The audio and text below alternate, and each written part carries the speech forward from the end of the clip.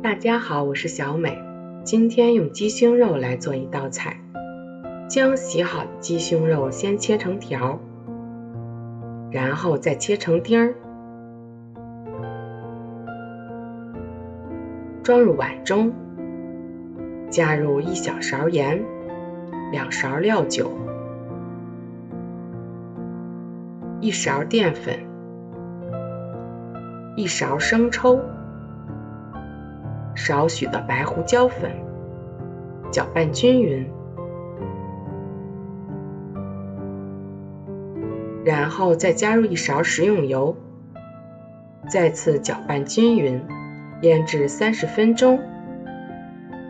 准备半个青椒，先切成宽条，再切成丁儿，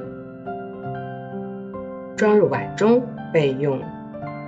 再把半个红椒，同样先切成宽条，再切成丁儿，装入碗中备用。将2瓣大蒜切成蒜末，装入碗中备用。再准备1勺生抽，1勺蚝油，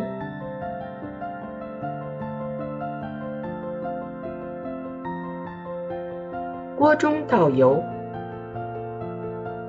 油温烧热后倒入鸡丁，用锅铲划开，炒至鸡丁变色后盛出。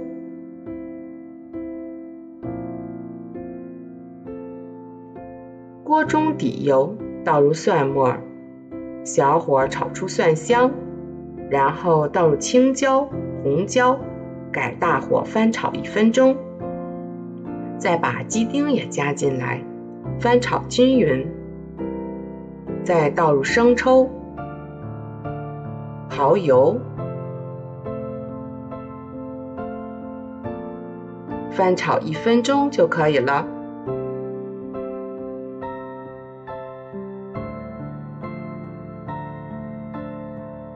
盛在盘中就可以上桌了。这么做出来的鸡胸肉非常的滑嫩，青椒也很爽脆。鸡肉中的蛋白含量比较高，而且也比较利于消化，老人和孩子都可以多吃一些。如果你喜欢，也来试试吧。